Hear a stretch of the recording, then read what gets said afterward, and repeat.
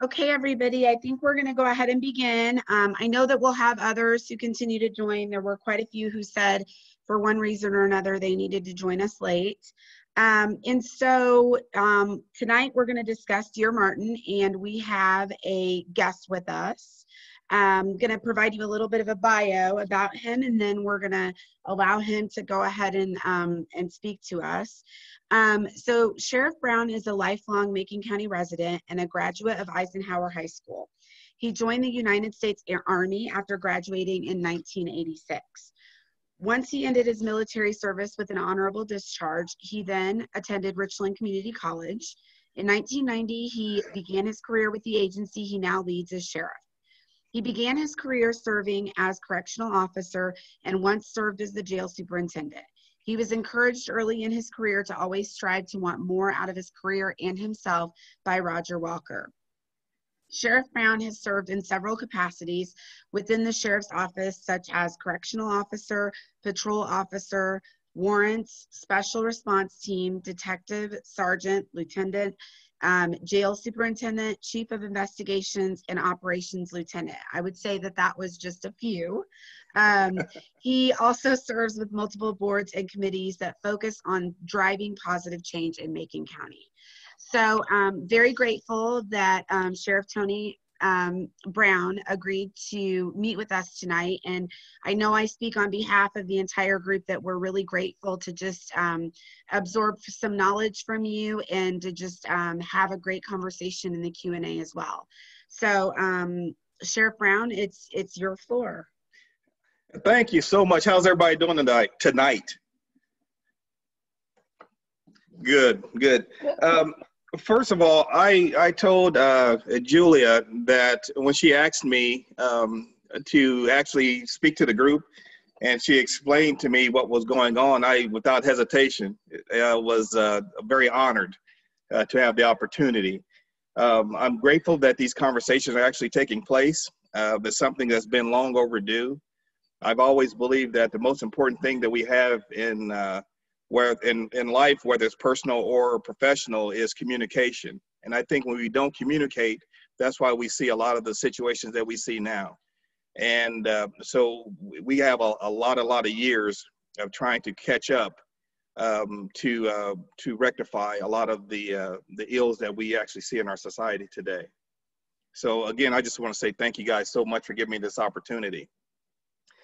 Just like Juliet said in my bio, that I'm a lifelong Macon County resident. And I always tell people, I say when someone, you see them, there's always a backstory to them and to and why they are the way they are, and what brought them to the forefront to what, I mean, as far as situations. So some people may know or don't know, but kind of just I didn't just jump off of the planet and be in the position I am in without a background. So I just want everyone to know that I was adopted as an infant and was brought here to Decatur, Illinois. And I was raised in the 800 block of East John Street. And matter of fact, the exact address is 815. That house no longer is there. But that being said, I've never forgotten where I came from. And one thing that I've always had is a love for people, and to be able to communicate with the individuals. So about 21 years ago, I get a letter in the mail. And it says, if you answer yes to any of these three questions, you're the person I've been praying for and searching for these many years. The first question was I born in Memphis, Tennessee? The answer to that was yes. The second question was my mother named Joyce Brown? Again, to that was yes. And I have a sister named Michelle that's 7 years my elder. And the question actually, I have a sister named Michelle, the answer to that was yes. So I get on the phone and I call my sister Michelle, who lives in California. And I asked her, I said, Michelle, I have a letter from this girl, and she says she's our sister. And she asked me, what was her name? And I said it was Vanessa. And she said, that's our sister. I had no clue at the time how my sister knew. So obviously my mom and Michelle used to talk about this. So I called the number. It was a Washington, D.C. number. And to come to find out, I'm the baby of 10 children. Yeah. And the ironic thing is 2 of my sisters were federal agents. And my sister Michelle also was in law enforcement in California. So I get on the phone and I call and I start receiving calls from everyone. And I have 7 sisters and I had 2 brothers. My oldest brother, Wade, passed away probably, well, it was 10 years ago. So, but that's the passion that I have. And growing up, I went to St. James Catholic school until my 6th grade year. And then I ended up going over to John Seald, and that's when I started my DPS education, and something I'm very, very proud of. And I got out of, graduated out of high school, and I ended up joining the United States Army, so I proudly served my country in the military. And that's something that I had experienced that I'm so grateful that I did, because it guided me and gave me so much direction. But one thing that I see now, and the reason I carry myself in a certain manner, is you never know who's actually watching you and who you're inspiring. And the reason I say this is because I was very fortunate to have Roger Walker, someone that I was able to look at from afar, and he didn't even know at the time. But I was about, say 10 to 12 years of age, and I was down in Mueller Park, and I used to see this guy in this brown sheriff's car, to watch him interact with the community the way he did, and watched how they responded to him. And at that time, I knew what I wanted to do and who I wanted to be like, and that was him. So I had the opportunity and the blessing to work alongside him, and to have him actually, take me under his tutelage and to help guide me. And I remember that when I first interviewed as far as for the position of deputy, and then Sheriff Lee Holzapfel was the sheriff, and he asked me the question. He said, "Tony, where do you see your future with the sheriff's office?" And I told him to be sitting in the seat that you're sitting in. And for me to actually have the opportunity to actually sit in that seat and to be a part of the community and to serve the way I'm serving has just been a phenomenal experience that I'm going through. So that is why I have the passion that I have, and the why I want to have these conversations, and why I'm so involved in so many different boards and committees in our community. Is that way I still am very connected as far as what's going on, and for me to have the seat that I'm in and able to help in any way I can to drive positive change in our community. So I was just talking about as far as just the different positions I've had within the office, and that's prepared me so much as far as life and everything else like that, and especially as far as with me serving as your sheriff. It's one thing that I've always noticed: we were fighting so many different battles, and the only thing we can actually do is to try to hang on and just to always try to do the right thing. We look nationally at so many things that we actually see as far as the separation between law enforcement and the community they serve. But yet, if you guys notice, we don't have a lot of those issues here in Decatur and Macon County. There's a reason for that. And the reason is because we've always been a big part of our community. Myself and Chief Jim Getz, somebody that I admire and love to death, and he's doing an amazing job with the Decatur Police Department, is also a Decatur resident and is very involved in the community as well. And those are partnerships that we actually have. And we started those partnerships way prior to some of the situations that we're seeing now. So therefore, we're able to actually communicate with certain individuals within the community and to calm certain things down. And it was one thing that was actually started, and this is when Chief Sweeney was the chief.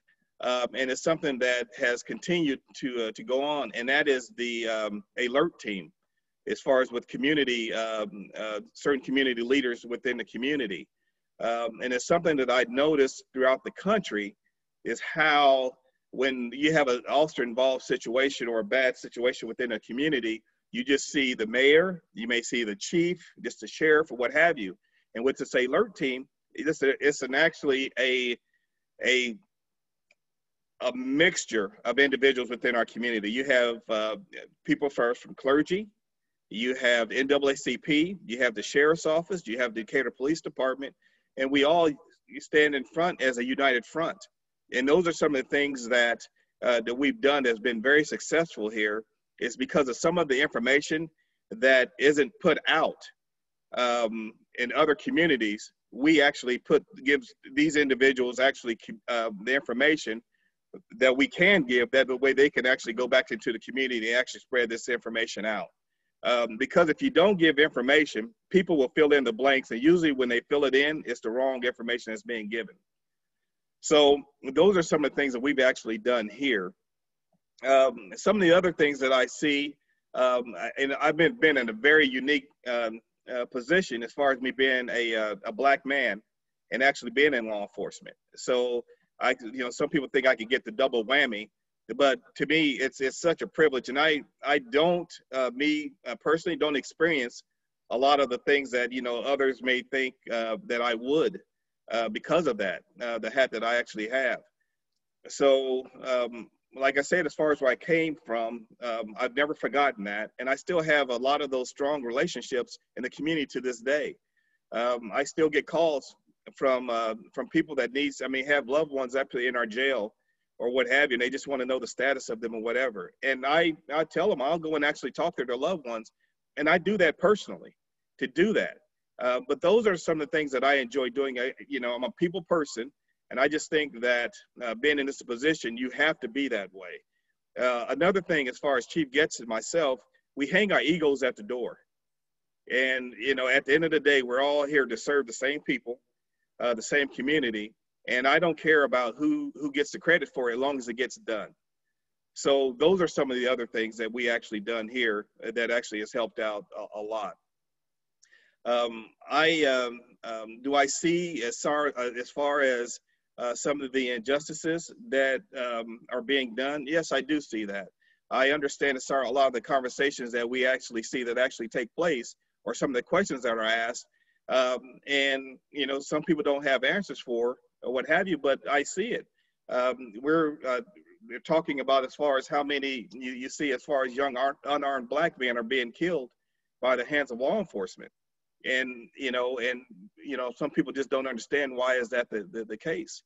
But, some people talk about it as individuals just comply, which I agree. If they comply, then, some of these things wouldn't happen. But that being said, I'm not putting that actually on as far as the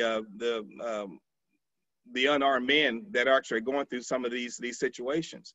I often tell people, I said, if you had, I got my two little dogs here, and I love them to death, but any animal or anything else like that, I'm not comparing, humans to animals, but you could get kicked down for so long, and eventually somebody will bite back.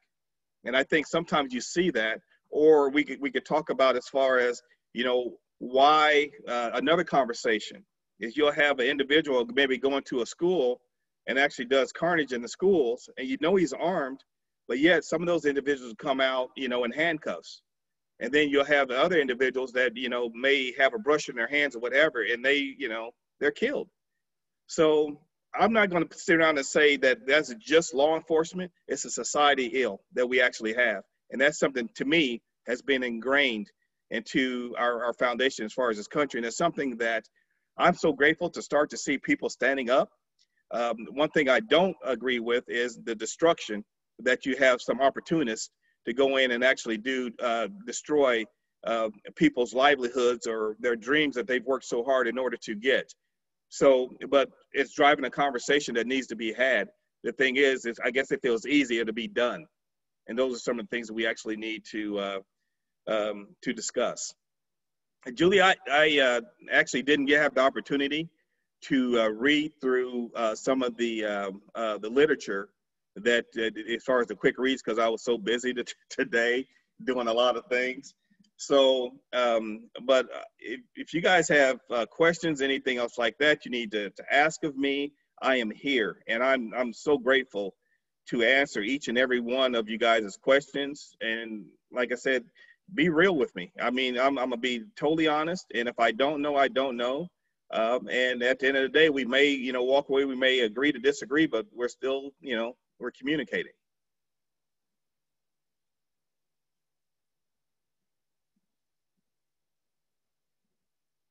Sheriff Brown, can you talk at all about training? So I recognize too that, you know, here it is very different, right, than what we see in the media a lot, you know, Yes. what we see here. And I don't think I have rose-colored glasses on just simply because I'm a resident, but Right. can you talk a little bit about the training? So I know that we have a lot of state-of-the-art training facilities and things like that that are here. Are there, you know, things that are going on that you feel like might interest us to know that we might not know about training in general? Yeah. Or conversations, like larger conversations about how that might alter in the future? Yes. Okay, so we've been very blessed to have had the benefactor that we have as far as the Howard Buffett Foundation to build a state-of-the-art training facility when it comes to us in law enforcement. So we actually, you know, actually bring people throughout this state in order to train here. And by far we have the best facility, and I'm gonna be a bit biased as far as the best trainers and instructors here in Macon County. And it's one thing before this actually training academy was actually built that we had this, and I thought it was amazing for us to actually be able to take a group through this. So it's a group here in town called the Caring Black Men, and they actually go into our school district, and they do an amazing job as far as actually speaking to some of our young men and women in order to try to help guide them or direct them in a more positive direction. So the sheriff's office, along with the park district, had partnered together, along with the Caring Black Men, as far as a summer program. And during the program, I had, obviously it was with some of the individuals in the Caring Black Men, and I went into the school and I actually, you know, assist with them with that as well. But they were asking about some of the situations as far as officers involved shootings. And so I invited them down to an area that we actually had a simulator, and it's called a Virtra. And what it is an interactive simulator as far as certain situations, what have you. So I took the group down there, and one of the individuals in the group was a responding officer. And I always tell people, you can't judge someone until you walk a mile in their shoes. So he was a responding officer, and the scenario was there was an active shooter in a school. So therefore, this individual went into the school as the officer, and he accidentally shot 3 kids in the back. And when I was talking to the rest of the group, I turned back and looked at the individual, and he's had his head down, and he was shaking his head. And I asked him, I said, was he okay? And he stated to me, he said, I had no idea. And that was, to me, very profound for him to actually make that statement. And about a week or 2 later, that we were at the park with this program, and there was another officer involved shooting. And I asked him, what did he think of that about the officer involved shooting? And he said, I have to absolutely have nothing to say after going through what I went through. So it's very difficult for anyone to try to judge someone without being able to be in that individual's shoes. And I think that's something that we as a society, we are very quick to do, is to rush to judgment, not knowing the situation or how someone is actually feeling during that. So that is just an example. It's something I also do is I actually instruct at the academy. And I volunteer this time to do this. And what I do, it's procedural justice is what I volunteer. And basically what that is it's cultural diversity. It's basically showing people how to treat people with dignity and respect and what have you. So that's something that I and very proud of, and I actually love doing, because every last one of us has some type of experience, and every last one of us have some type of trauma from that. So I also tell people, don't forget that, and just remember how you felt in certain situations, and not to want someone else to feel that way as well. And I also tell people at a society, sometimes we listen to respond, and we don't listen to understand. And I think we need to do more of that. And I always say the good Lord gives us, 2 ears and 1 mouth. That means we need to listen twice as much as we talk, and we might learn something. And I think those are some of the things that we are starting to see as far as society that we're doing now. And but that being said, we're going to always have opportunists in order to try to piggyback off of something and not get involved in things for the right reasons, other than selfish reasons.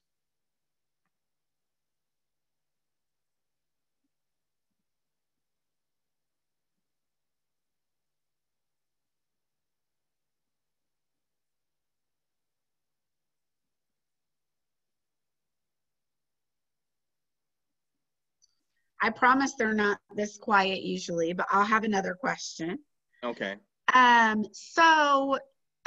We have had a lot of conversations. So a lot of us are invested in what this looks like for the future. So we have parents in on the call. We've got a lot of educators who are in. We're all really invested what this change looks like. Mm-hmm. And so we've had a lot of conversations about these talks that we have with our children. Okay. So I'm really interested. So we've had lots of different talks, like for instance, what that talk looks like with a brown son, for instance, or, mm-hmm. In preparation. So as a member of the force, what recommendations do you have for, in general, any kind of conversations that you would have for children? And that transcends color, but you can also delve into that too if you'd like. I think at the end of the day, we need to be honest with our children, be honest with them. And the thing is, I guess you got to look at as far as their ages too, some of the things that they may see, because at the end of the day, we have social media, and that's a whole different beast that we're dealing with, because people actually see a lot of things and what have you. And some information is actually put out there. It's not the correct information. But I believe that those conversations need to happen. And if you know someone that's actually in the law enforcement community, and I'm putting myself out there, I actually love to have these conversations, that I'll be more than willing, if between my schedule or what have you, to assist you with those conversations. I have no issues with that at all, because I believe that that's what we need to do in order to make sure the correct information is actually being put out there. And that conversation looks a lot, like you said, it's a lot different as far as it depends on where you come from, your appearance, or what have you. Some individuals may, have the trauma as far as the only time they've dealt with law enforcement is during the negative encounters. But I think that's when we as law enforcement officers need to do a better job, is to try to take a little extra time to explain things to people. I also tell people that a lot of times individuals don't have a problem with what we do, as long as we take the time to explain that to them. Because at the end of the day, we all want the same thing, and that's the safe neighborhoods. To be able to go out and enjoy your neighborhood, your neighbors, or what have you, and feel safe in order to do so. So, but I think that we need to build those partnerships, and to let individuals in the neighborhoods be a part of the process. Because I believe that the only way that you're going to buy into a situation or anything else like that is you need to feel like you're a part of it. One of the, we had this is a training situation that we had, and it was probably one of the best trainings that we were a part of.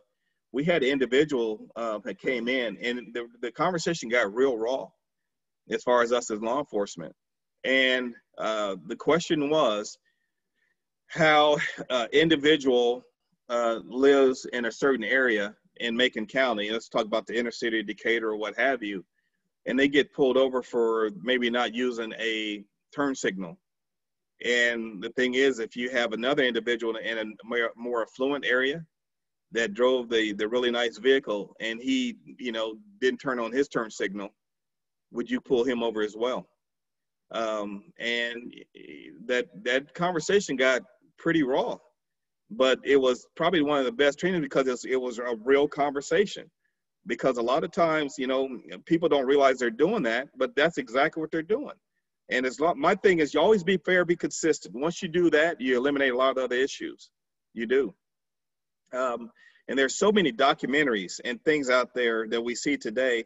And since you guys are a book club, I don't know if you ever read the book called The New Jim Crow by Michelle Alexander.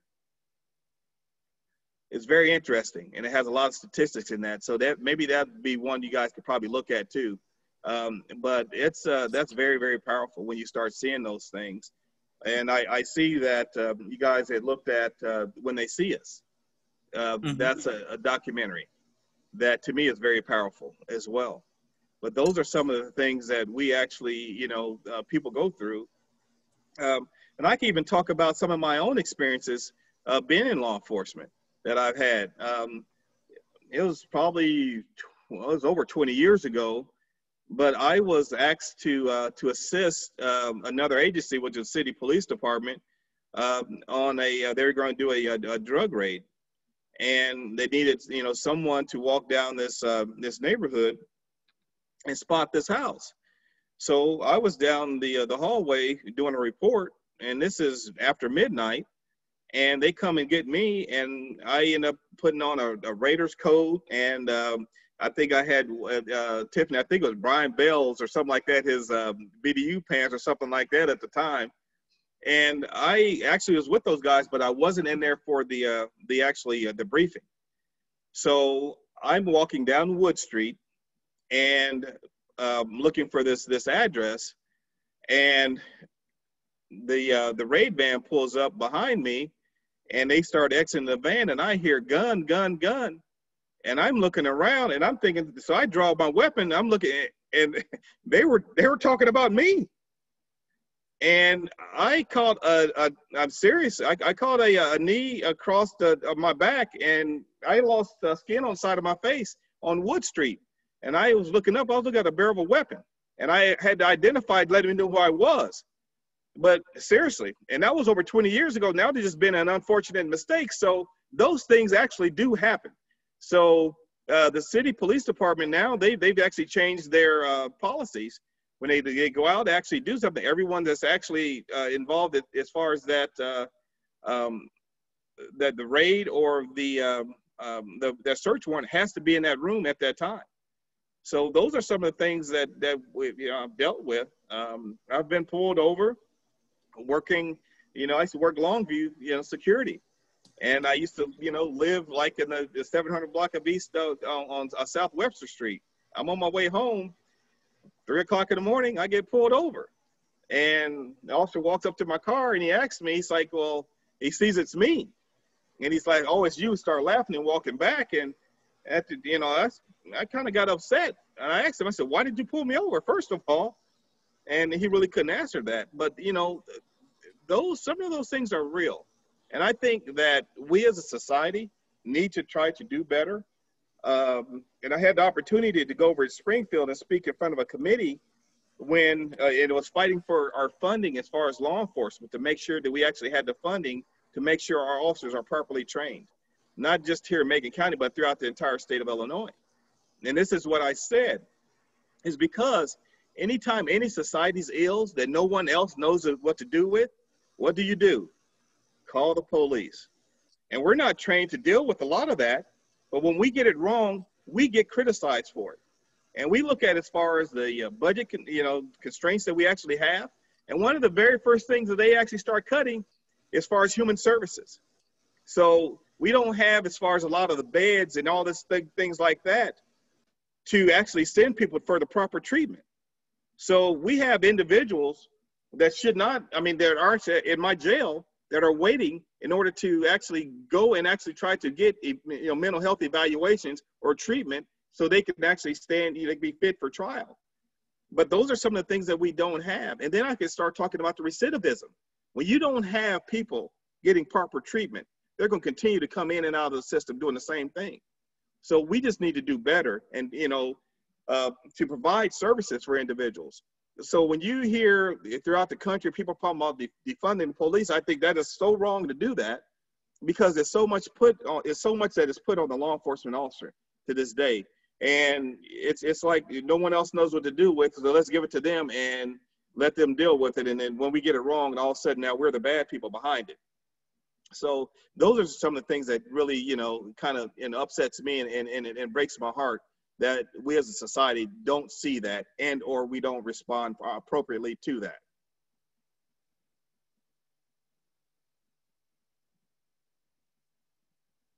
So I'm gonna give you the questions from the chat. The first question is, Melanie was really hoping that you could touch on how you handle Blue Lives Matter as a response to Black Lives Matter, considering, you spoke about fitting into both categories. Okay. Well, I tell people all lives matter. I tell people I've been in law enforcement for 30 years. I've been human for 52. So I have not, I've been a human longer than that. So when people say that, and it's one thing, we see the flag, and we got the line and this and that. I love the support as far as us in law enforcement. But anytime I say that you put a line or something, that's a border. And when you do that, you separate people. You separate people. And at the end of the day, we as law enforcement, we're people too. We're people first. And I tell people, as far as me, as far as law enforcement, that's what I do. That is not all who I am. I am so much more than that. My job does not define me. At the end of the day, when I retire, and that's, when people, my nickname is Chubby or whatever, and I will answer to that nickname quicker than anything. But I tell people that when I'm done being sheriff, I'm still going to be chubby. And, so I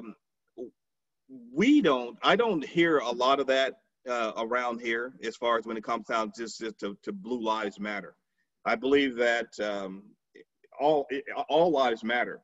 But that being said, you think about this. So I seen it was an individual had made a comment, or I think it was on social media or something like that, and it was shared to me. But when he said it, it was really on point. And what he was talking about is cancer. And he was talking about, as far as when you see the pink, ribbons, how everybody supports breast cancer, whatever. But you don't hear anybody, say, well, prostate cancer matters, or what have you. So we all know that all lives matter. We all know that all cancer, we're fighting it, it all matters. But why do you sit around and have to, if it's that offensive to someone to say Black Lives Matter, then, how can that to me, that makes no sense to me. We all know that all lives matter, but why is it such a pushback when people make that statement as far as Black Lives Matter? That's the part, to me, I just don't understand. I think it's common sense that all lives matter, but we just need to respect one another as humans. And I think that we go to a cemetery, at the end of the day, we're not separated there at all.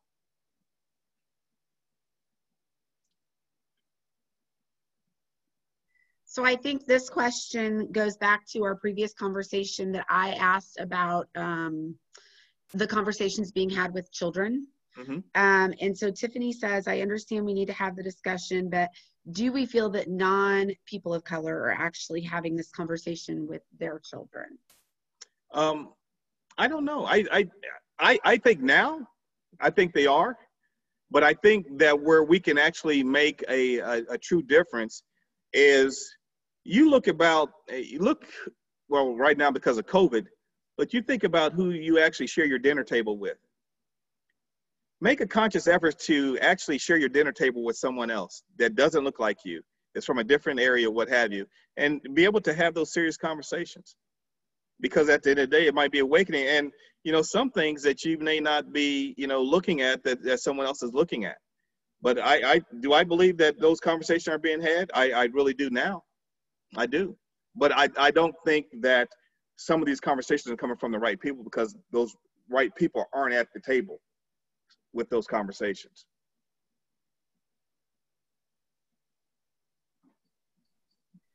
So Heather asked, Sheriff Brown, do you feel like a majority of these problems arise when the police force or the judicial system as a whole doesn't racially reflect the community that they serve? And the second part of her question is, does Macon County have a racially diverse police force? I believe that a lot of those, I'll answer that, the last one first. As far as having the diverse force, I don't believe so. And it's not just a local problem. This is a national problem. And you got to think about this. What do we see now in society as far as how law enforcement is viewed, as far as with the media, and how negative it is? No one is really applying for the job. And to me, I think it's pushed a lot of good people away because of that. Our society is so different. When I was growing up, or when I first started, I was just worrying about, not being shot and go home safe. Now, you have the younger generation. They're more concerned about as far as how they're portrayed on social media or throughout the media within itself. So when you have, all of this negative stuff going on, and we all know negativity is what sells, but they don't talk about the positive things that actually go on within the community as far as how law enforcement or some of the things that we do in order to give back. They don't discuss that. I believe that that in itself is an issue. And it's not from a lack of trying.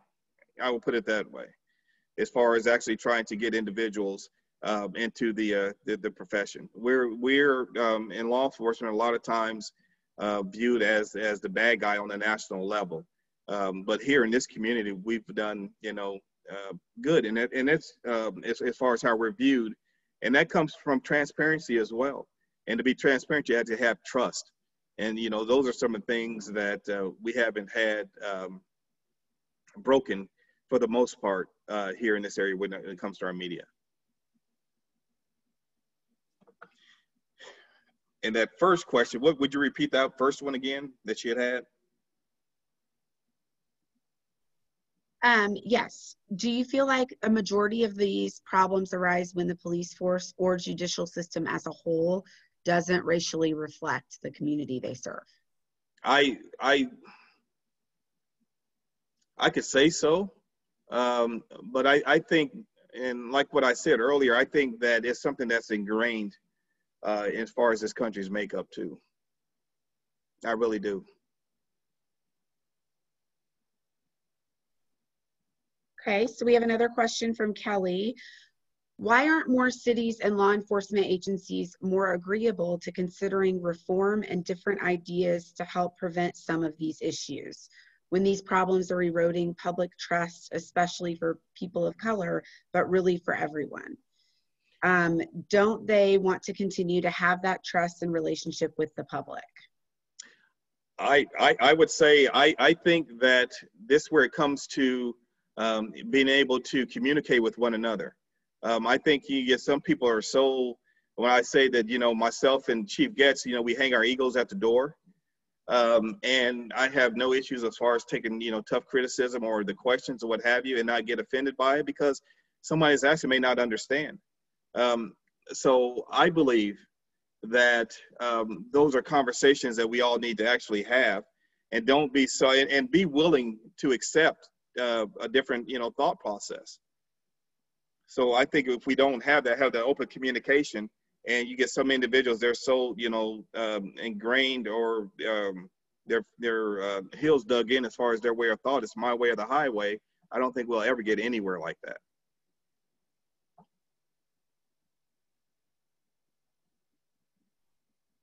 So John asks, how do you address criticism that the responsibility for reform is the responsibility of law enforcement and the justice system?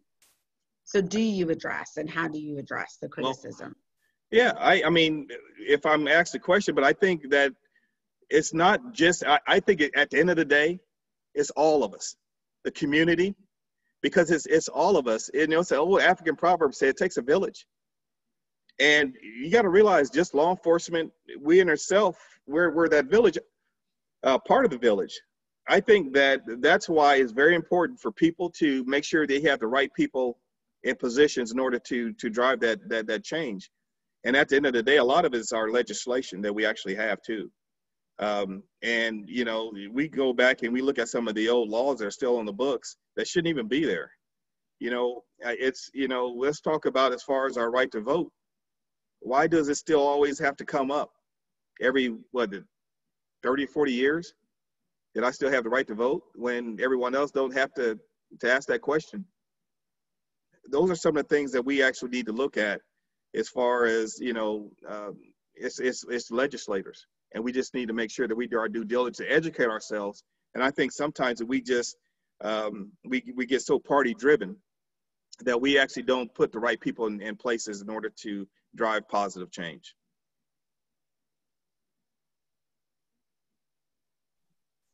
So Cindy asks, what about the issue of witnesses not cooperating when police are called out to investigate a shooting, for instance? Yeah, so like I said earlier, you know, Sir Robert Peel said, you know, law enforcement is a community and the community is law enforcement.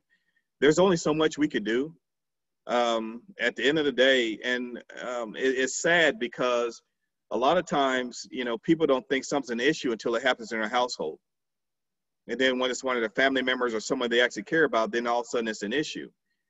We cannot force someone to say something or what have you. But it goes back to, as far as, let's talk about as far as the opioid epidemic that we actually see now. You know, there's a conversation that goes back, you know, as far as why is it issue now, when, you know, the crack cocaine was ravaging our neighborhoods and the heroin, you know, back then. But, you know, it appeared at that time that nobody cared and everyone was actually arrested. It was a criminal situation. And now, because of certain neighborhoods or people, now it's a health crisis when it should have been a health crisis from the jump. And, you know, at one time, the mandatory minimums as far as the federal prison, you know, you had got more time for crack cocaine than you did powder cocaine. Those are some of the things that, you know, the conversation that needs to be had, or some people don't want to look at. Well, those are hard truths. So we're doing better as a society. And I say that, you know, be grateful that now we do actually have those resources and we're actually getting help now in order to try to help our communities turn around.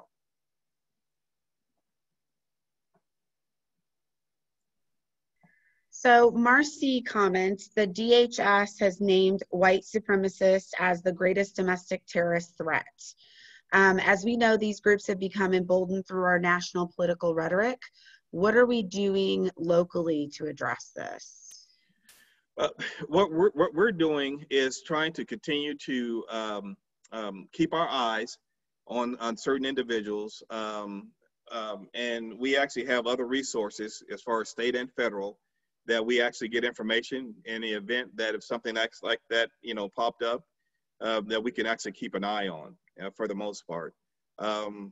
Just wasn't too long ago, I had received some information as far as a group that was a militia that was trying to form here or are formed here, and they actually knew the people. So we actually went and spoke with them directly about the situation and tried to find out information and then tried to squander some of the rhetoric when it came to that. So we get information, we follow up on. We've been doing our best to be vigilant as far as to make sure that some of the things we see nationally don't actually happen here. We take great pride as far as our community and how we've responded to a lot of things here.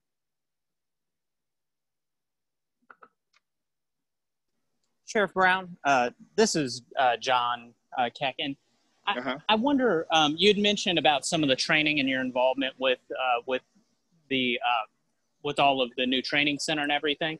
How do you feel about the current training? I know when you're actively thinking about whether you're being biased or not, but do you feel like there's adequate training on implicit bias?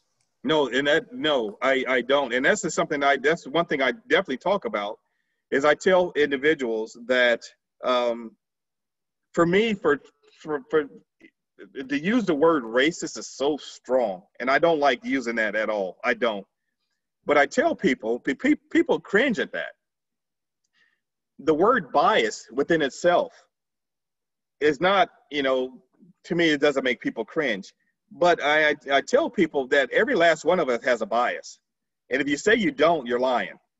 I mean, and it doesn't have to be because of your color, your skin, or what have you.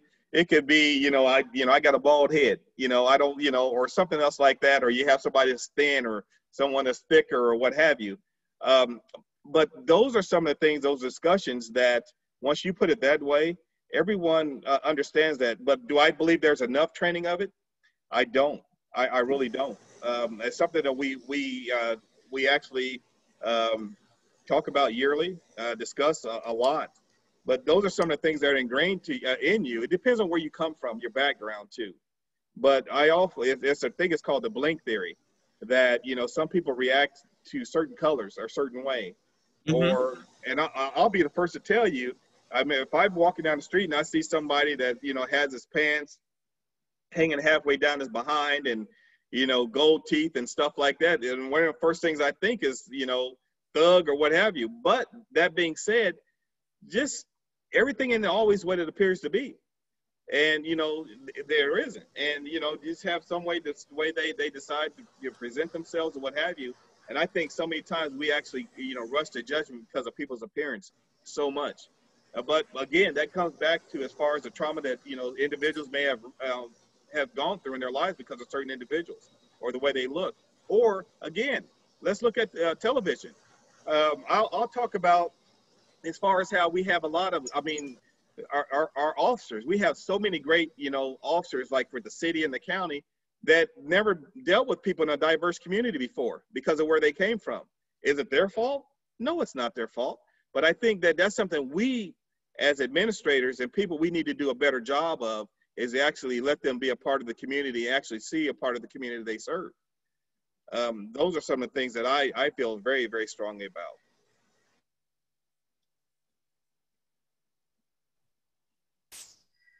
So Kelly asked another question here. Wouldn't smarter gun control laws help prevent some of the, first of all, local violence, but also these buildups of militias?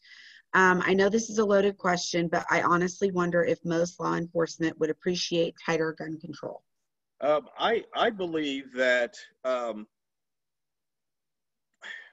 don't think gun control laws itself would do that, because that's one of the things this country was somewhat founded on as well, because it's kind of like closing the barn door after the horse has already gotten out. I do believe, I don't understand why a regular individual would need an AR-15. So it's a weapon of war. To me, it makes no sense. And I'm very well versed on the use of them, but I don't own one. Personally, I don't. I just don't see the use for that. But then again, I look at as far as law enforcement, do we need those? And I would say yes. The reason I say that is a lot of times people forget about the LA bank robbery many years ago. And it's kind of like how the law enforcement during that time was outgunned and really didn't have a whole lot of way in order to try to defend themselves or to stop those individuals. But as far as gun control laws themselves, I really don't think that would actually do it, because first of all, gun laws only handicap the law-abiding citizen. The criminals don't follow the rules at all. They don't.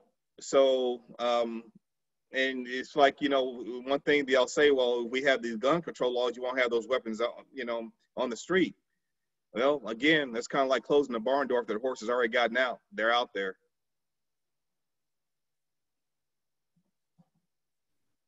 But then do you have something else that you can charge them with?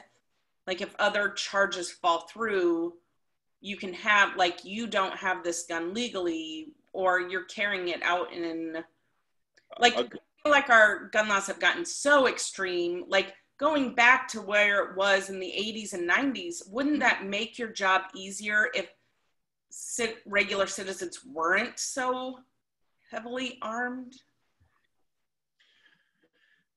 Yes, but thing is though, I don't believe that.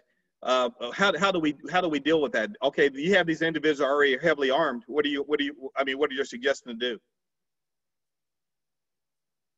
Right. At this point, they are, but as we go further down the line, if we bring back some of those common sense laws, it gets grandfathered in, and it doesn't, so the next person isn't getting all of these weapons, and then their kids aren't getting all of these weapons, and we change the national psychology of we have to have all of these guns. Right.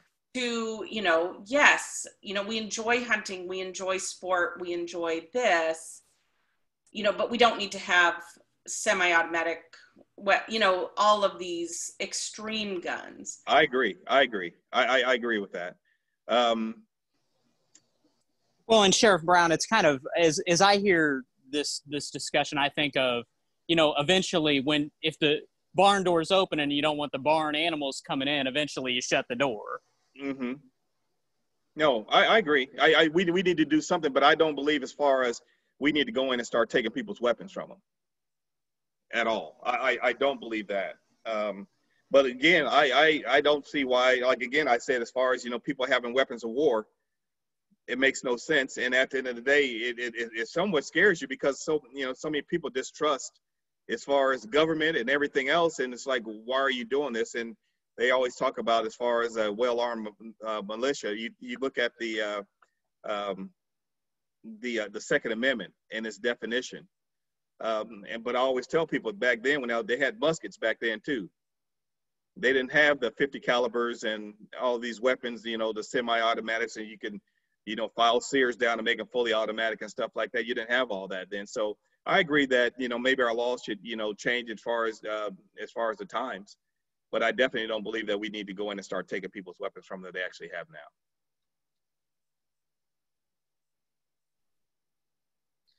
So we have another question in the chat box. This one might be difficult to define, but how often does the potential offender resisting arrest escalate or lead to unnecessary violence? We have that every now and again. We don't have it as much. I think that, again, we are, this community is so unique than the national, that we see nationally. It really is. And I think that comes down to as far as the way we are in the community, and also as far as the training that our officers, that we actually receive here. We take that very seriously. And on top of that, it's that is somewhat, you're right. It's difficult for me to answer here, especially when I see what goes on nationally, and I just shake my head because we don't have it here. But then again, you have a lot of individuals because of substance abuse or what have you, or they're intoxicated or what have you. Then maybe that a lot of that is a driving force too, as far as their behavior.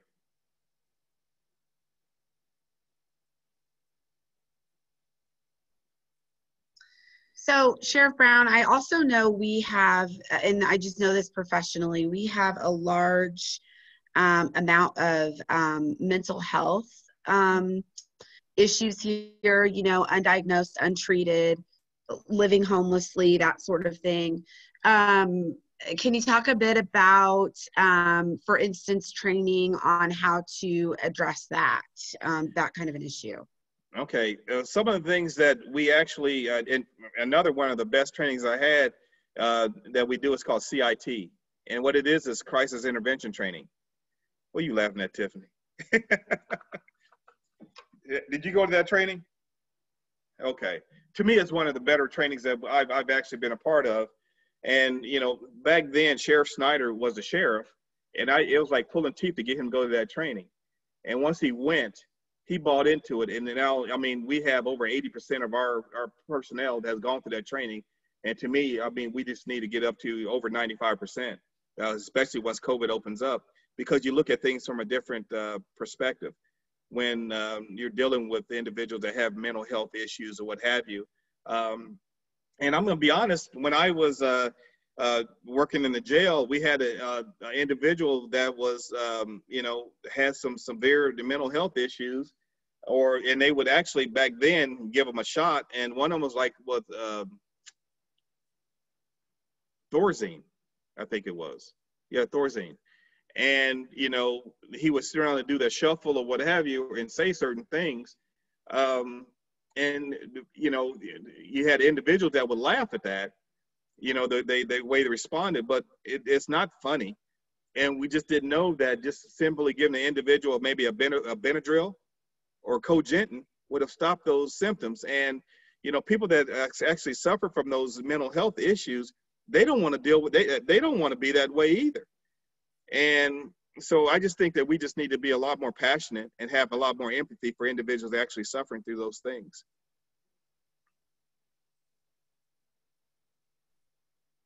Is that related to the trauma, the post-trauma training that you guys work with? And I'm not going to get it exactly correct, but I think it's an office out of the hospital, basically, that comes and has that sort of.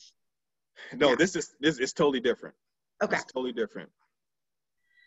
So we had a request. I think maybe the Zoom, you were kind of coming in and out when you talked about the word bias instead of racism. Uh-huh. We have a request for you to kind of restate what you said about that there. Okay. She missed a portion of it. Okay. What I said that I hate to use the word racist or race, you know, because that's such a strong, you know, very strong statement. But I think that, you know, the word bias within itself, everyone has a bias, every last one of us. And if you say that you don't have a bias, you're lying.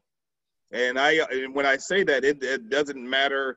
I'm not talking about skin color or what have you. It could be as far as, like I said, I got a bald head. You may not like bald people. You may not like, you know, people that are thin. You might, you know, not like people that are a little bit thicker or what have you. But every last one of us has a bias.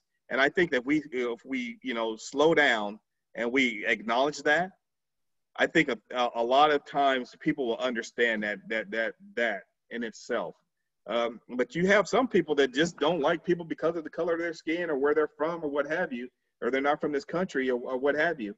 And I think that in itself is very sad. But I think that the word bias, I think it's very hard for anybody to argue that no one has a bias. So Melanie wanted to state that in speaking on your last question, she went on a ride-along with the Decatur Police Department about a year ago, and she said that you did have one arrest of someone while she was there on the ride-along. He ended up resisting arrest, and the two responding officers handled it very well. She was very impressed. Well, thank you. Like I said, and it comes down to training, and as far as just being a part of the community and understanding people's situations are different. They are. Like I said, we're dealing with more of the traumas, the mental health issues or what have you. And, you know, it's sad that, you know, that we just don't have the treatment, you know, that we should have for those individuals.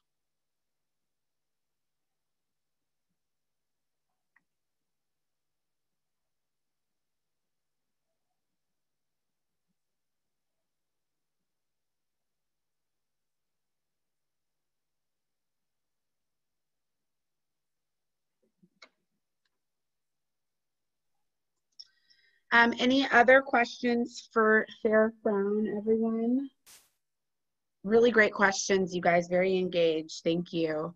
Well, Sheriff, we really appreciate your time, and, you know, we want to be good stewards of that time. We really appreciate this hour that you've given us. And I think I speak for everybody. You've given some really interesting perspective and kind of helped put into bigger focus some of the conversations we've been having across these months. So thank you very much. Thank you, guys. And I tell you, as soon as we get this this COVID stuff handled, if you guys ever want to do a ride along, as far as with the deputies or want to come and sit and talk with me, between my schedule, I'm open to that.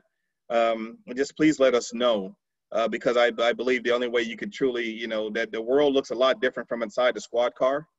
And like I said, you need to walk in someone else's shoes. That way you could actually have a good, clear picture as far as what goes on within the community that you live in. Thank you for coming. Thank you for having me.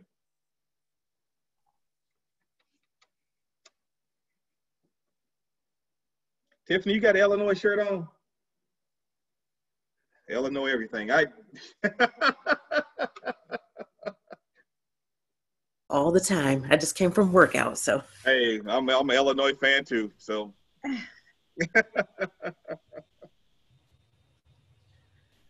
Well, thank you guys. Again, if you guys ever need anything from me, Julia, I'm just a phone call away.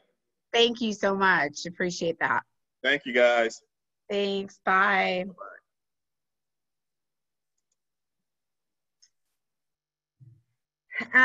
Really productive conversation with him. And I don't know if anything he said or questions that we had for him fuel anywhere that you want to start with Dear Martin.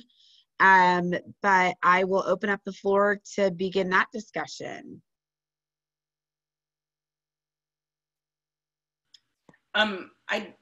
I have things about Dear Martin, but first I wanted to say, Talking to Strangers would be a really excellent book in this regard, because he talks a lot about different policing strategies. And I found Sheriff Brown talking a lot about community engagement. And he talks about these studies that like the Kansas City police and the Los Angeles police did in the 80s and 90s. And they really found that the most effective policing strategy is not to have more police officers out. And because it really made no difference as to a normal amount, no police officers patrolling or double the police officers patrolling. What really mattered was the law enforcement out interacting with neighborhoods. And so, what he talks about is doing that, interacting and getting to know the neighborhoods, and having, he comes from one of those neighborhoods that probably has a higher crime rate. So it's very interesting that's a book that would go right along with this conversation. I just wanted to put that out there. So, Talking to Strangers, Kelly? Malcolm Gladwell. Okay. Can we put that in the box? Will you put that in the chat box for me? Yep. Thank you. Anybody else perspective about Sheriff Brown? He did talk a lot about the community, and I would say this if he were here or not. I do think that, and I sure hope that us talking about it does not, I'm a karma kind of person, but I sure hope that, we're speaking good vibes in. But I do feel like our community and race relations in respect to, the police force has not been as reflective of nationwide as it could potentially be. But anything that he talked about that struck you, or again in relation to the book, Dear Martin?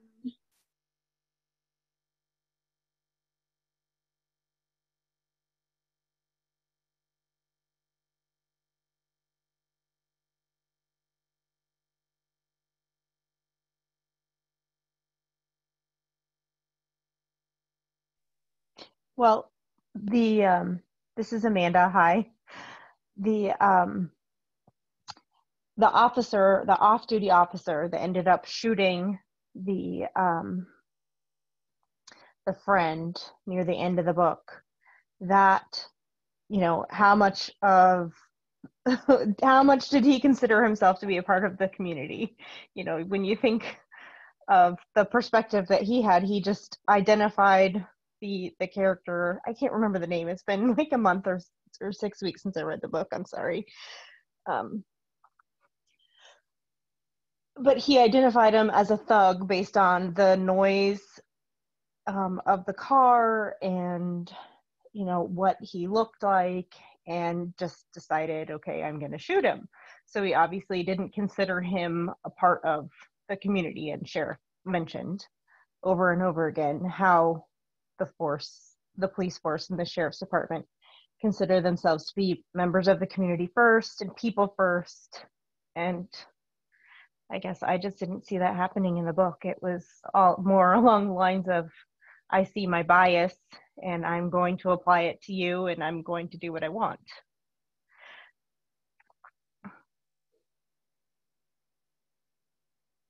So, and I find that interesting too, because do I remember correctly that they were actually not in, I mean, they were in maybe a more affluent part of the city. And so the questions also begged, you know, Manny and the narrator, they don't, and Justice, they don't fit necessarily, right, into, so are they a part of the community, right? So like, that's the question. Are they really a part of the community? That's true. And they were in an affluent vehicle. They were in a pricey car, what, a Range Rover or something like that. So maybe that was another thing to make them stand out. She's over there. Sorry, I just kind of jumped to the end of the book, but that was what was really stood out to me.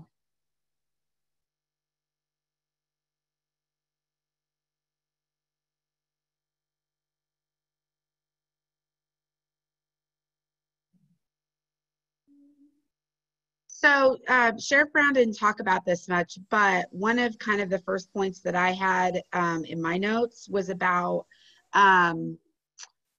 white people in power in the book, and how those power positions and the recognition or lack thereof of the socioeconomic factors that really contributed to the success of them being in those positions. Did anyone pick up on that? And even positions of power might even just mean, for instance, students, other students in the school, for instance, right? So that conversations about that come up. Who has a right to be in certain places or be accepted by certain schools or that sort of thing.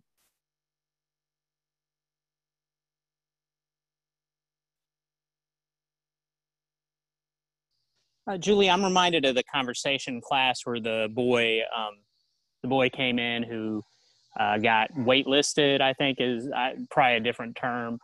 I think deferred or something to their preferred school, whereas the narrator got in. So I am mindful that that conversation took place about kind of how it was, the perception of the white student, the white wealthy student, was that that there was an unfair bias towards Justice because he was basically receiving an advantage because of the color of his skin.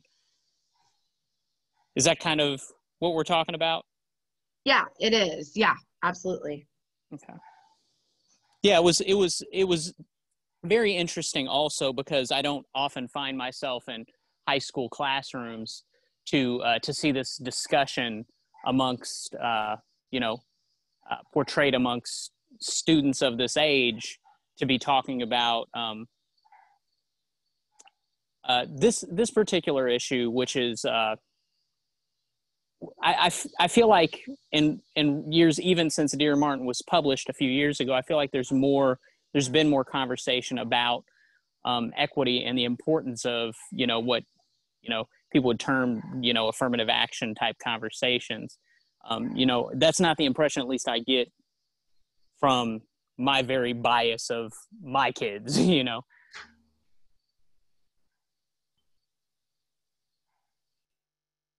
So you're saying that doesn't seem to be as much of a concern that you're viewing. I found it very interesting to see that conversation being held that way amongst high schoolers, and I acknowledge that I have I have some pretty progressive little high schoolers that I'm listening to their conversation versus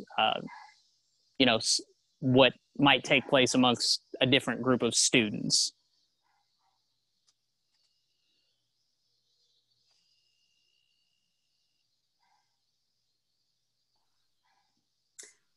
I know that feeling was there when my husband was in dental school, which was over 30 years ago, but there was that perception that Black students got in and some white students didn't. And yeah, I definitely have heard that discussion amongst, older members of my family and that sort of thing in the past, where there's that, and you hear it from the rhetoric of, you listen to interviews of Donald Trump 20 years ago talking about how he believed that a black man would have more advantages than he would nowadays. And that was 20 years ago or so.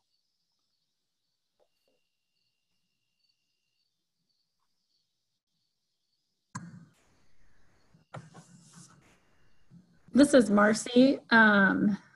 So I do, I've shared that I work a lot with community college educators and college students, and it is still, and even decades and decades of research that, this is a reality for students of color, particularly in predominantly white institutions, which most institutions are. And, we could talk about higher education and elitism and opportunity gaps, but that, and among educators, this assumption of who has merit, right? And we see it play out. There's a lot of misinformation out there about, even affirmative action and things like that. And so just from, even the perspective of someone in higher ed research and working with educators that, and I think in the book, it was more maybe explicitly named, but this also gets to those micro messages, right?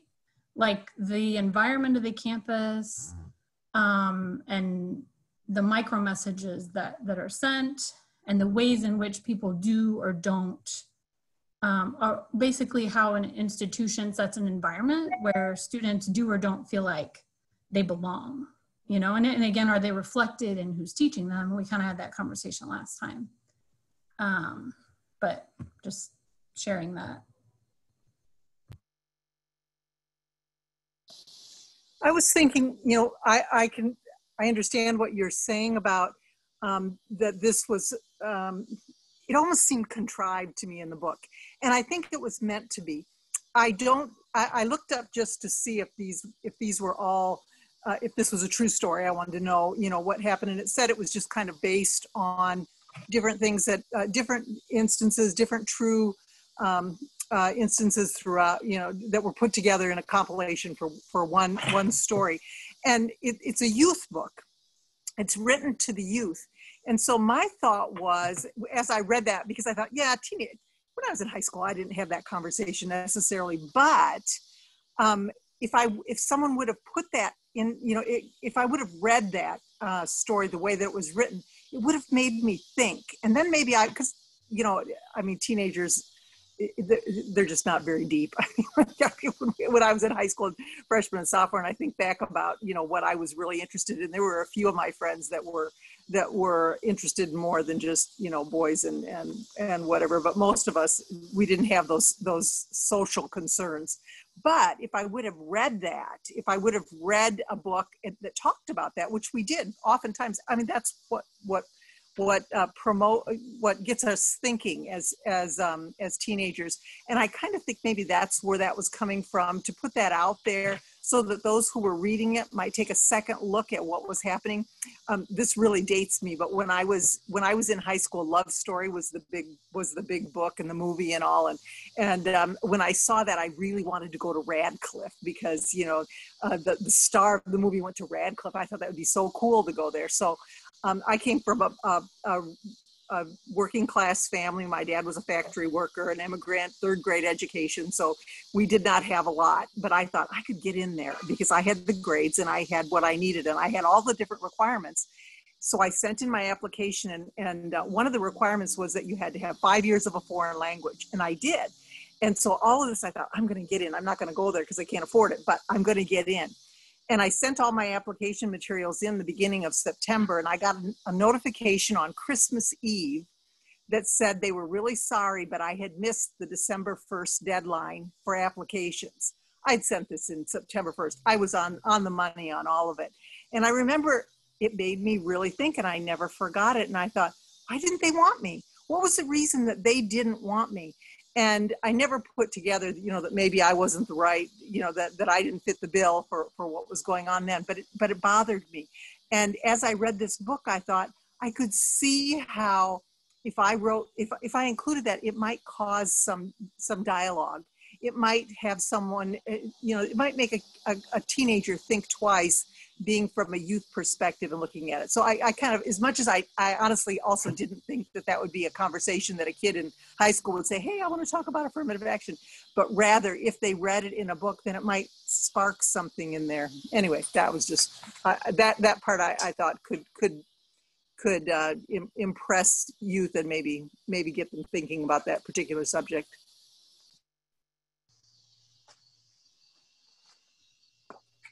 Yeah, it definitely seemed like a good opportunity for a discussion starter. I'd agree with that, definitely.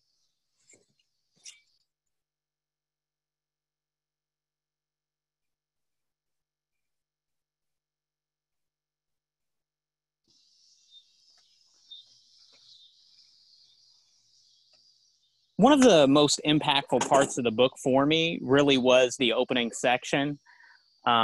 When the first time where it was really explained that, well, you could tell that it was a letter to Dr. King, and how it reminded me almost of like a prayer journal almost, where there is this young man who's writing to this revered figure in his life, and he's sharing this dialogue. And it was just that part was probably and the return to it throughout was probably the most valuable part of the experience of this book for me, was to really step back and the dignity to that, and the just how powerful that was, to just see someone share their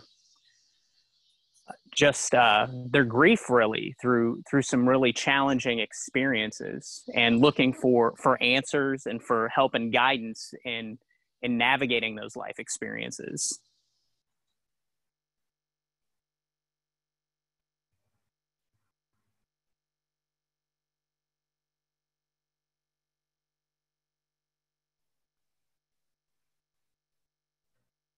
Yeah, I liked the idea. At first, I thought the letters were a little hokey, but when you think about it being a young adult novel and maybe something they would use in a classroom, a middle school or high school classroom, I really liked that once I kind of saw where they were going. Good discussions.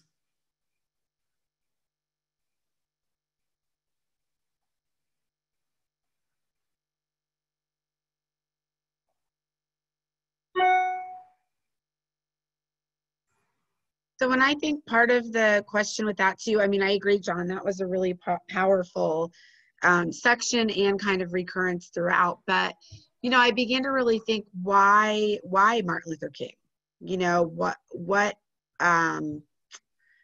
What role or what purpose does his life, his mission, his accomplishments, his writings, have to do with this larger picture of what Nick Stone's trying to make us understand or express?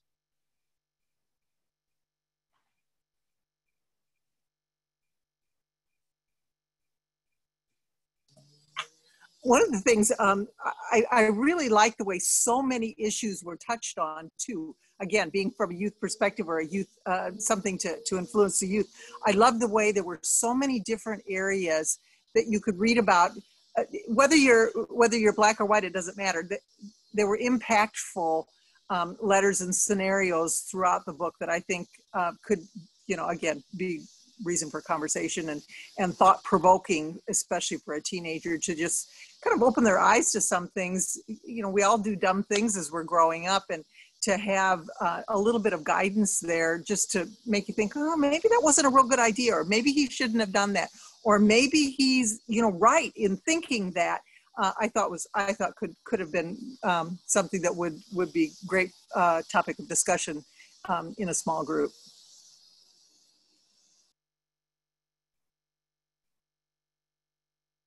Christina mentioned in the chat that this book was purchased for students at Eisenhower last year for the literature classes.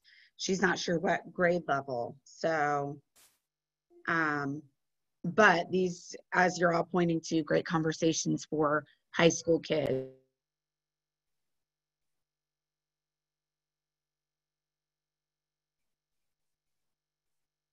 Julia, you asked why Martin Luther King Jr. And I kind of my first thought is that he's almost like this kind of this default revered figure that's kind of returned to in American culture as kind of the quintessential kind of ideal Black person. If when we look to African American history, everything else, he's kind of the figure that people look to.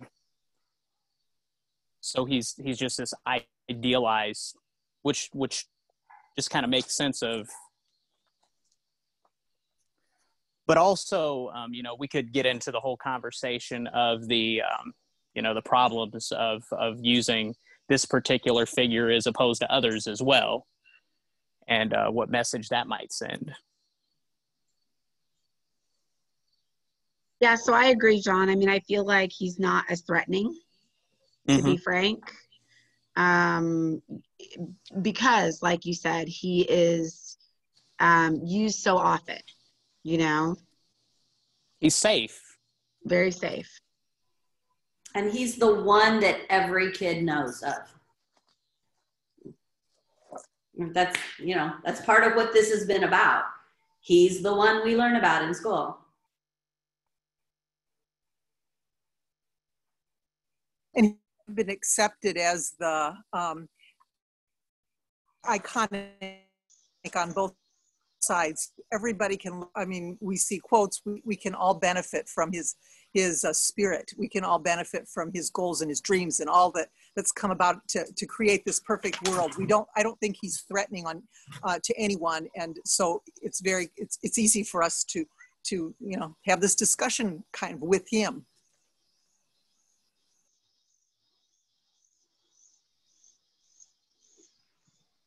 I thought it was kind of sad that, he only had this ideologic person that he could open up all his feelings to.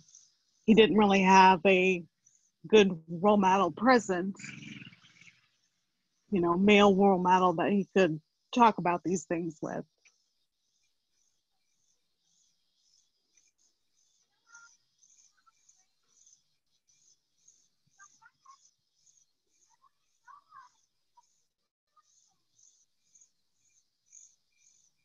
Well, it's interesting that you bring that up, because I did appreciate in the book that they did kind of give him a Black male mentor figure that did check on him when after that fight.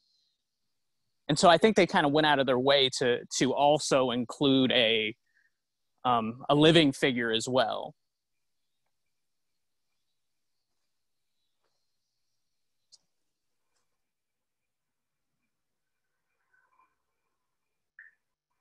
So I was really intrigued by the situation that Justice's economic stature placed additional, struggles on his experience there at the school and his relationships. And the fact that the dad lost his position because of showing up at the protest or at the, I think adolescents, we don't always think about the effect on the parents. And I thought that was a good thing to put in.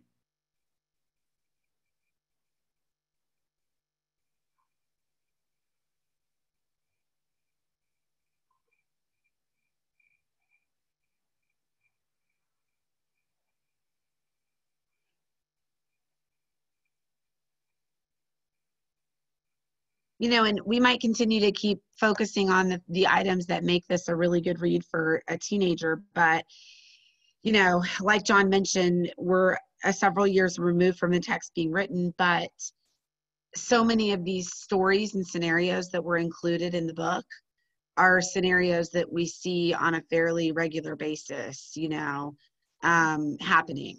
And so I don't know what we call that. I don't know whether we call that, you know, familiarity or potentially desensitizing, or, you know, what that looks like for a youth reader, for instance, of this book with those different scenarios included.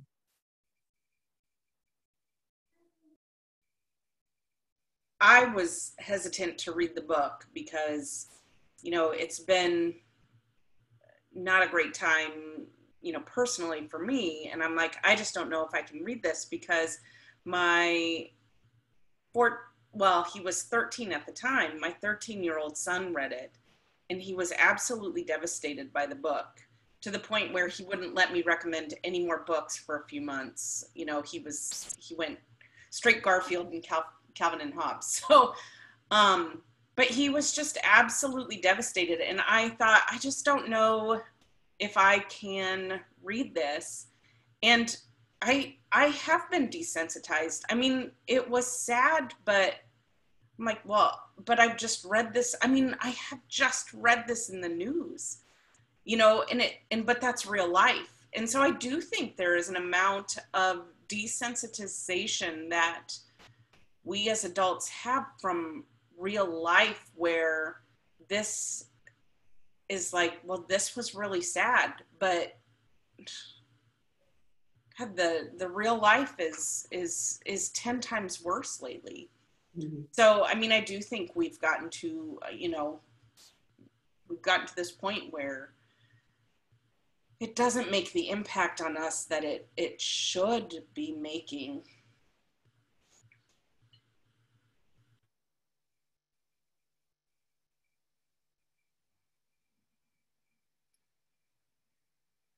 I think that's very true.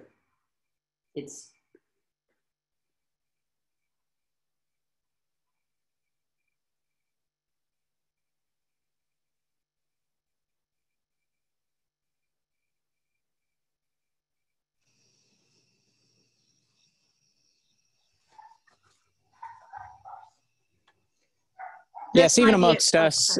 Oh no, I was going to say, even amongst us, you know, the reading that we've been doing, you know, we've kind of been going into these very almost through literature, reliving these very tragic moments over and over again with similar themes, or not exactly the same, but they all kind of rhyme with one another, and it does, you know, even as Sheriff Brown was talking, there's some kind of like, you know, just, you know, even with hearing a lot of the feedback from law enforcement, there's a little bit of, you know, on that other side where it's like, well, yeah, I relate to some of these things, but you just want to see more progress and more change. And, you know, are the systems in place we have even capable of the sort of reform that we need in order to have, you know, the type of fair and just society that really is showing to be falling very short in the type of reading that we are. And it's like, you know,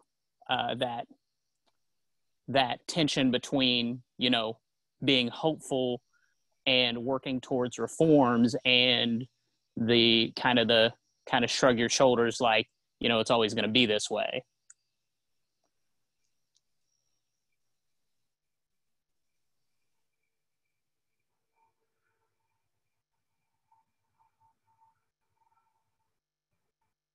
And I didn't feel that from Sheriff Brown. I did feel like he was invested. He is invested in continuing not only those quality things, but I really liked that he talked about things that needed changed, and things that needed more focus as well. I appreciated that personally. Oh yeah, and I mean, you know, definitely he's one of the good guys, don't get me wrong, but just some of the, you know, the reform of law enforcement is such a tall order, and just kind of recognizing even within exceptional departments with exceptional staff, some of the, conversations amongst law enforcement and the biases that, whether we want, regardless of the amount of training, there's no, is there ability to squash things like implicit bias is more so of what I was kind of leaning towards. Yeah, absolutely. And he did mention that as well, too. Yeah, that's very valid. And I think he agrees to that, too. It's a really good point. Nola mentions, does anyone have a feeling or information about the approach Dear Justice will take? So the new text that's coming out. Nola, is that what you're referring to? I saw the question, so I looked it up on Goodreads. It is going to go into the American prison system because it is letters from Manny's cousin Quan to Justice from the prison system. So it's going to be, he's going to talk about what led him to prison, and then what happens to him in prison. Oh, they say that he has a coerced confession, prejudiced police work. So, and it is a look at the flawed practices and ideologies that discriminate against African-American boys and minorities in the American justice system. Mm-hmm. So it will be probably the young adults version of a young adult fiction version of what Sheriff Brown was talking about with the new Jim Crow.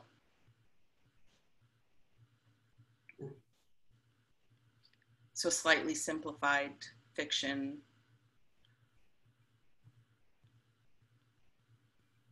So probably covering some of the similar ground that we had in Monster. Probably, or in Tiffany referred to When They See Us. So, a play off of that as well, probably.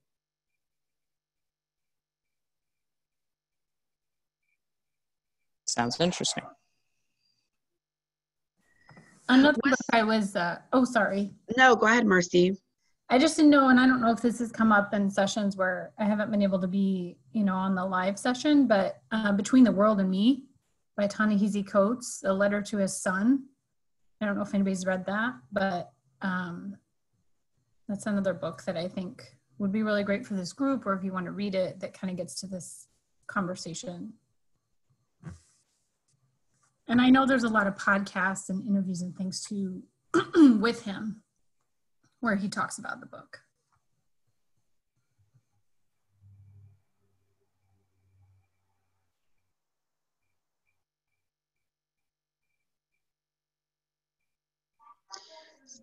So I wonder, I know we've always been trying to move towards action. I wonder if anyone has any sort of new thoughts about, their direction, whether that be in the classroom, some people mentioned, or in your home, community action. So, we've had a chance to glimpse into the juvenile justice system here, now also in the criminal justice system. Gaps or things that you're seeing. I personally, as Sheriff Brown thought, man, wouldn't it be kind of nice if they were able to share some of this training on a larger stage than just inside of Macon County, like Illinois at large, or in the Midwest, or, just something outside of here, because so much of what he talked about seemed relevant and working, and I question whether those same practices are going on elsewhere.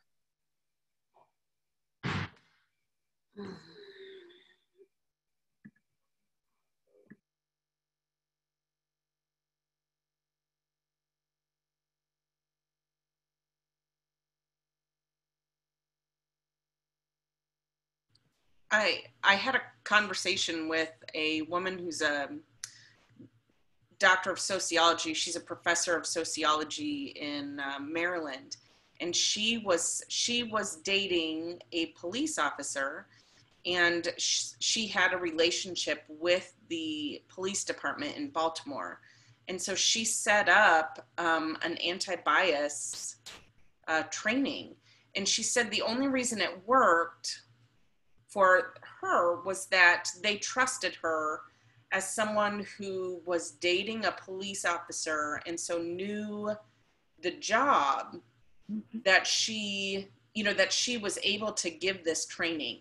And there were a lot of hurdles even for her to do this training, but they were hoping to roll it out to a larger area if it worked. But she said that's one of the main hurdles in, this training with police, with law enforcement, is that they won't, unless you know the job and they trust you, they aren't very good at taking advice because they know their job better than anyone else. And, and I felt like Sheriff Brown said the same thing. Like, people don't understand what it really is until you've been through it. And so that is, I think there are training programs other places, but unless it's someone that the department really trusts, it's hard to get through.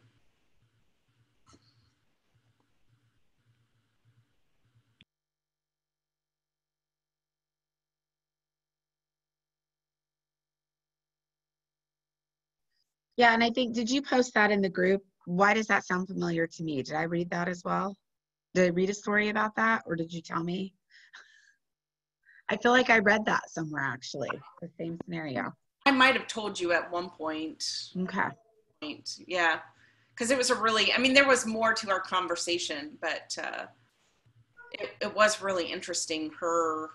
She had quite a few stories to share within that training. So, and she said that her partner, who had been training with them, then posted something, not anti-law enforcement, but, questionable on social media. And she had to kick him off of the training team because that destroyed the trust right there.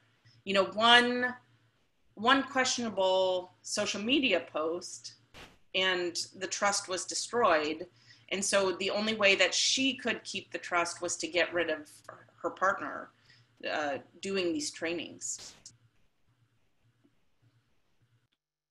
So I found that comment from Sheriff Brown really interesting tonight too, regarding generations of police officers. He talked about himself and being concerned about coming home safely, while he felt like younger generations of police officers were more concerned about how people perceived them. So maybe more about, perception rather than the job. I thought that was really interesting too.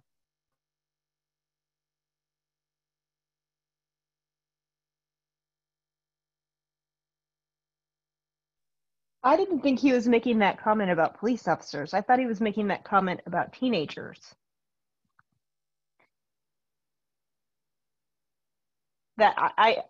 And maybe I misheard him, but I thought he was saying, when I was a teenager, I worried about getting shot and making it home.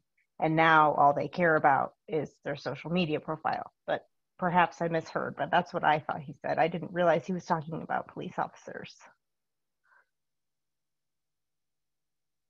I'm not sure. I thought he was, but maybe I also misunderstood. I don't know. Maybe I'll have to watch the playback. I thought that he was talking about, like I said, people's perception of the police officers in reference to the Blue Lives Matter question.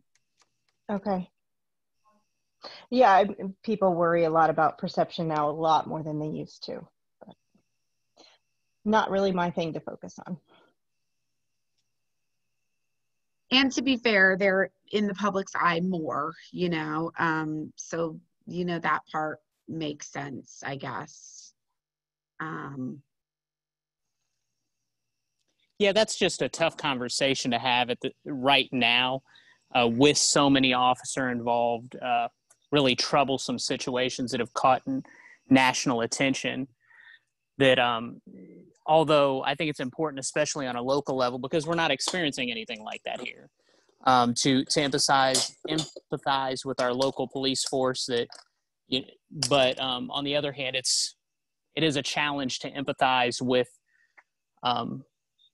the desired perception of dignity around the profession. The fact that people don't want to apply for that job as much because of the perceptions, which does make it harder to get good cops on the job when there's not a lot of people applying for it, which kind of perpetuates some of the challenges we're seeing right now.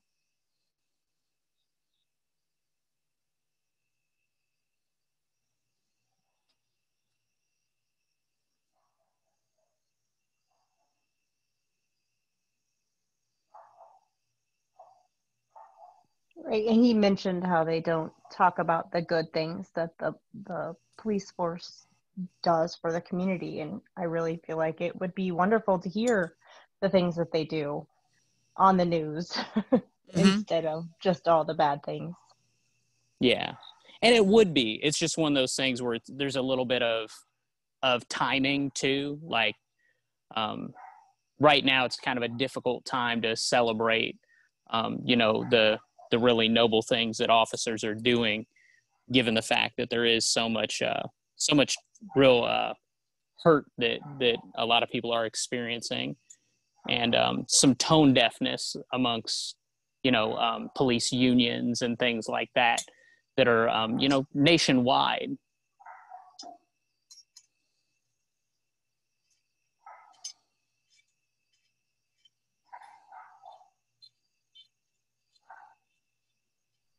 Well, I really appreciate the conversation, and I think that you all were very engaged with lots of great questions for Sheriff Brown. I appreciate that. I feel like he probably did too. He talked a lot about really valuing the conversations happening. I know a lot of people were looking forward to hearing tonight's Zoom in Afterplay. So I do, again, feel like they'll appreciate the information that he gave us. He was very forthcoming, I think. So thank you again, always, for your time. And I will post shortly the upcoming schedule, because I think we're at the point where I was a TBA. So now we'll be announcing. So I'll put that schedule out as well here shortly. Thanks, Julia. Thank you. Appreciate Have a good that. evening. Thanks. Thank you. All right. Bye-bye. Bye. Go Chiefs.